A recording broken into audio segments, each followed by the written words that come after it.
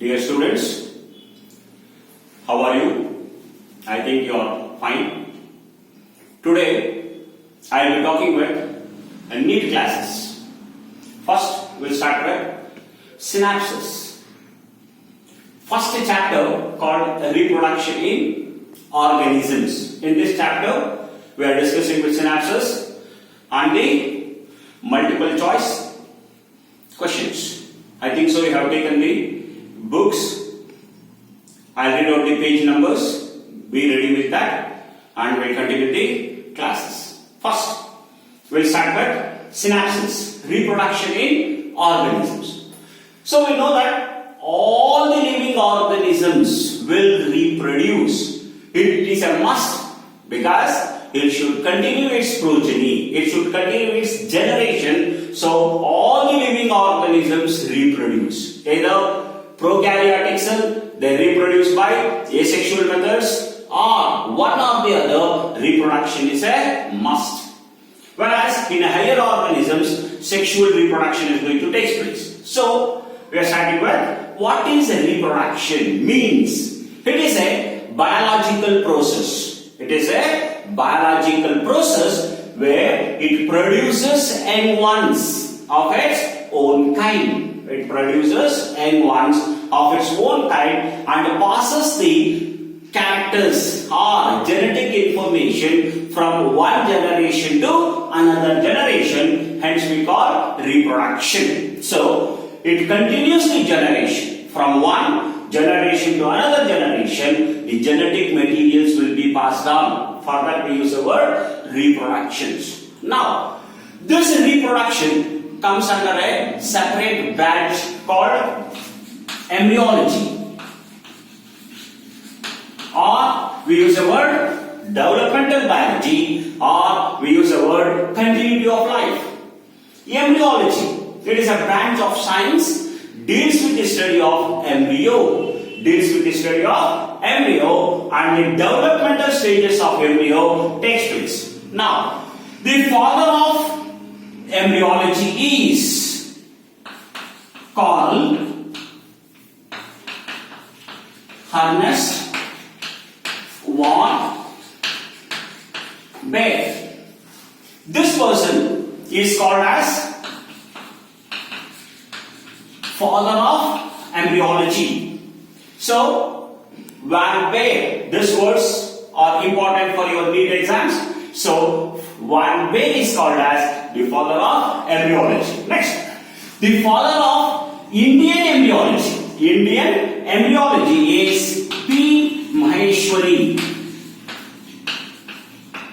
The father of Indian embryology. The father of Indian embryology is P. Maheshwari. The word P stands for Panchanama. Panchanama Maheshwari is called as father of Indian embryology. Now, we will continue with the next words. Now, we are talking with the lifespan. So, the word lifespan, it is nothing but a period of time from the birth till the natural death. So it is nothing but a period of time from the birth to the natural death, that is usually called as lifespan. The lifespan is keep on varying because there are many different types of organisms are there. Based on their organisms, morphology, behavior and sexual activities, the lifespan of an organism keep on varying. It cannot be a constant for all the organisms. So for one particular species, the lifespan will be same, and different species it has a different lifespans. First, we are talking about the lifespan exists from 1 day or hours to thousands of years. So the lifespan varies from few hours or 1 day to thousands of years. For this, we can say Mayfly has the lifespan of 1 day. And giant redwood tree called as Silvius gigantica. Giant redwood tree has 3000 to 4000 years. Like this, the lifespan may be very short or it may be years together. This is one. Next. The lifespan is not correlevant to the size. It is not correlevant to the size of an organism. So, depending upon the species, the lifespan is going to vary. For example, when we go for a crow, crow has a lifespan of 15 years. Eagle, this eagle has a lifespan of 90 years, and parrot has a lifespan of 140 years. Like this, it is going to vary. Whereas when we go for a mango, it may have 100 to 200 years lifespan. Whereas the banyan tree has redwood, as well as the banyan tree will have many number of years, like thousands of years. For example, when we go for a peepal tree, this peepal tree has 3000 years present. Like this, the size of a plant, size of an animal is not correlated to the lifespan. Now we'll go for the next one. The lifespan in the plants, will be very more, or we use the word greater in plants. Lifespan in the plants will be more, lifespan in the animals will be less.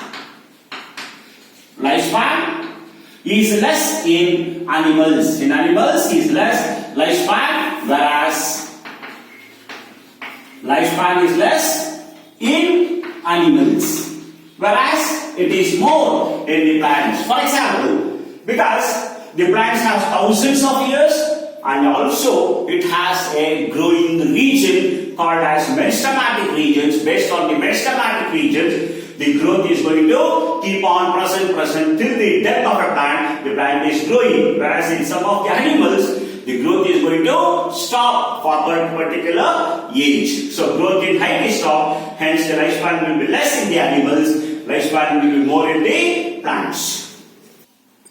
Now we are going to start with examples of lifespan. Lifespan in animals. All these are important for your NEET exam. So we are starting with mayfly. Mayfly has a lifespan of 1 day. Butterfly has 1 or 2 weeks time has a lifespan. And fruit fly. The fruit fly is called Cinderella of genetics because majority of the genetic work is conducted on the fruit fly called Drosophila melanogaster. So it has 30 days. Few weeks to 30 days is the lifespan of fruit fly. Next, rat. Rat has 4 years. Next, we go for monkey has 26 years. Dog has a lifespan of 14 to 20 years. Next, cat has a lifespan of 35 to 40 years. Next, horse has a lifespan of 60 years. Next, crocodile has a lifespan of 60 years. elephant has a lifespan of 60 to 90 years. Next, man has a lifespan of 100 years, and parrot has a lifespan of 140 years. So, these are some of the examples of lifespan of animals. Now, we'll step into the lifespan of plants. So, we'll continue with lifespan in plants. Rice paddy. What is a sativa? This has a lifespan of 3 to 4 months. What is a sativa? Whereas the second one called as wheat. This wheat has a lifespan of 5 months. Next, rose. A rose has a lifespan of 5 to 7 years. And there are some of the climbing roses. That climbing roses may even stretch to 50 years. So like this, the lifespan of a plant going to vary. Next, banana. So banana tree has a lifespan of 2 to 3 years. Next, banyan tree. Banyan tree has a lifespan of 200 years. Even thousands of years are also present in the banyan tree. Next, white oak tree has a lifespan of 500 years. Next, giant redwood called Gigantica Siliquia or Siliquia gigantica. Siliquia gigantica. This has a lifespan of 3,000 to 4,000 years. So like this, a very huge lifespans are present in the plants. Now we'll step into the next verse. Now we are going to start with the next one called as asexual reproduction. So the word asexual reproduction, it is called as uniparental reproduction. The meaning of this, in this type of reproduction, only one parent is involved. Only one parent, or we use the word single parent helps in reproduction, hence it is called as uniparental reproduction. Here, in asexual reproduction, no gametes are formed. No gametes. They never synthesize any gametes. Hence, it is called as agamogenesis. Agamogenesis, or we use the word agamogenesis. So here the gametes are totally absent and no fertilization. When there is no gametes, there is no fertilization also. So here the fertilization is totally absent. And one more, majority of the asexual reproduction always takes place from the somatic cells. Here, the vegetative cells, body cells, or the somatic cells involves in the asexual reproduction. Next, here, the individuals will be exactly similar to the parent. Here, it is a Xerox copy. It is an exact copy of the parent. Hence, they are called as clones. I repeat this.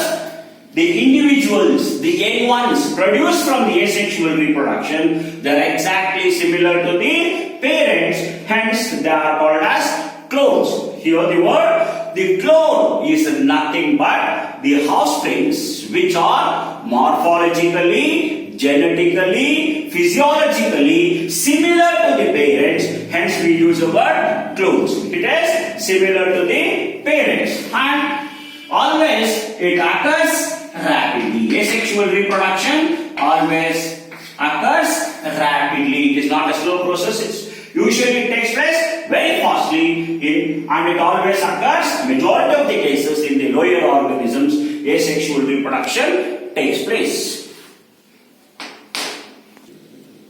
Next one is sexual reproduction. In sexual reproduction, here two parents involved in the formation of young ones or in the reproduction, hence it is always called as biparental. So here in a sexual reproduction, two parents, two different parents are involved in the reproduction, two different parents involved in the reproduction, hence it is always called as biparental reproduction. It is also called as biparental. Now, here in sexual reproduction, gametes are formed. Here, gametes are formed. Hence, it is called as gametogenesis. Gametes are synthesized here. Hence, it is called as gametogenesis. Here, the male parent produces a male gamete. Male parent produces a male gamete. It is called as sperm in animals. In higher plants, it is used a word called as pollen grains, or simply, commonly, we use the word male gamete. Whereas a female plant or female individual produces female gamete. The female gamete may be called as egg ova. Commonly, it is used egg and ova. In a plant, we use the word ovule. So here, in sexual reproduction, gametes are produced and next it undergoes the fusion of gametes called fertilization.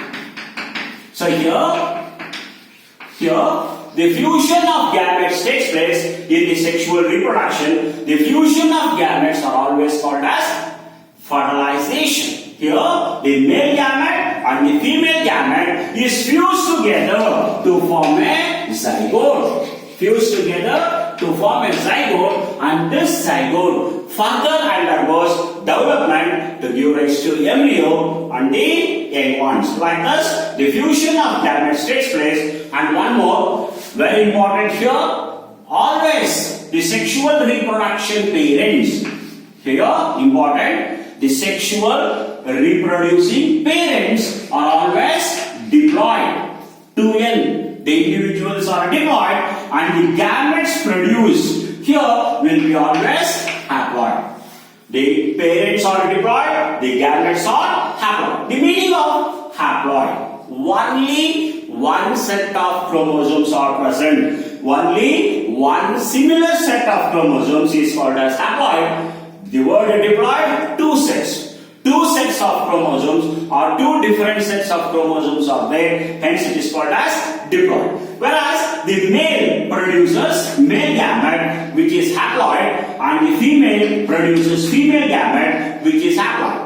In the fertilization, the fusion of a male gamete and female gamete leads to the formation of a zygote. Again, this zygote is a diploid. Again, the zygote is a diploid. So, one set is called as a male or male parental set, whereas a female parental set is another. So, the individuals will have two different sets of chromosomes. One is a male set and the other one is a female set. Next, here, the young ones produced by the sexual reproduction will not be similar. They are genetically different. Genetically different. Because the male parent is different, female parent is different. The gametes fused here leads to the genetic makeup which is different. So young ones will not be similar to the parents. Hence, it is genetically different. So all this are called as some of the sexual reproduction.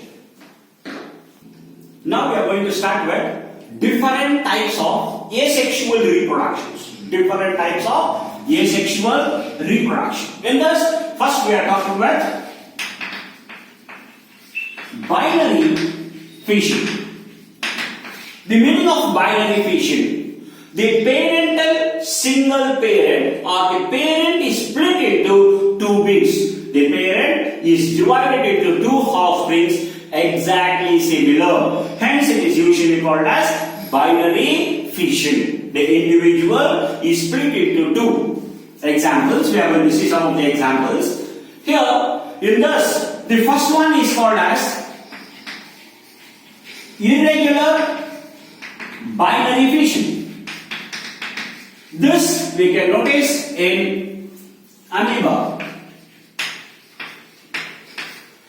Amoeba do not have a definite shape. So hence, when an amoeba cell is split into two, it gives exactly into two daughter cells. Hence, it is called as irregular binary fission. So we go for the next one, called as longitudinal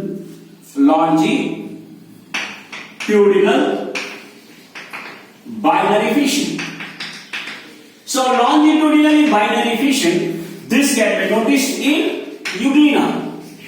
So here in Euglena is a connecting link.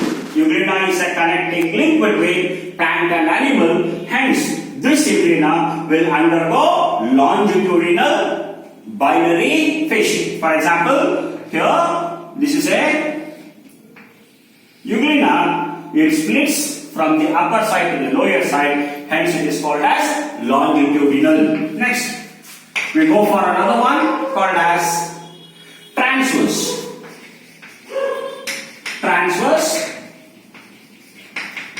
binary fission. This can be noticed in Paramecium. So Paramecium is a slipper animalcule because it is the shape of a slipper. The animal is divided into two halves transversely. For example, when we have a look of Paramecium, this Paramecium is split into two daughter cells transversely. Hence, it is called as transverse binary fission. Next, we go for oblique binary fission. Oblique binary fission. This can be noticed in a Ceridium. It is called as Ceridium. Here, in this, it leads into oblique type of binary fission. Oblique binary fission is noticed. So this is nothing but different types of binary fission. We'll start with the next word called as multiple fission. So here, the amoeba during unfavorable conditions, it undergoes encystment. Here, the word encystment, the individual is covered by a cyst wall. That phenomena is called as encystment. Under unfavorable conditions, the amoeba will undergo encystment. After the encystment period is over or the favorable conditions is returned, the amoeba is split into many new ones. The amoeba is split into many young ones, and thus new young ones or new bits are called as amoebulae. It is called as amoebulae. So amoebulae is also called as pseudopodiospores. Pseudopodiospores or amoebulae produced during the multiple fission. So hence it is called as amoebulae. Now we'll go for the next one called as budding. So here the individual produces a small outgrowth called as bud, hence it is called as budding type of reproduction. If the bud outgrowths are produced outside the body, they are called as exogenous buds. They are called as exogenous bud. Whereas the bud or the outgrowth produced inside the body of an individual, it is called as endogenous bud. So, exogenous bud and endogenous buds. Now, we are going to see that exogenous buds, they are produced outside. For example, we can see Hydra. In Hydra, it produces outside the individual a small outgrowth called as bud. One is called as Hydra and the other one is called as Siphon. Another plant species called as yeast. In all this, we can notice exogenous bud. Now, we'll step into one more called as endogenous bud. So, inside the freshwater sponge called as spongilla. Freshwater sponge called spongilla. Inside the sponge, it produces an outgrowth, and this outgrowth is called as gemule. This is a endogenous bud, gemule. So this gemule has archaeocytes. This gemule has archaeocytes and spicules all over the body. So here, inside this, there is a small cell-like structure or small structures, and these structures are called as archaeospores. They have a microscopic opening called as micropyle, and here there is a presence of spicules. This is called as spicules. So here we can see that there is a presence of archaeocytes produced from the gemule or inside the gemule. So when these are thrown out from the micropyle, falls on a suitable place to give rise to a new individual. So this is one of the endogenous bud, and they are called as exogenous buds.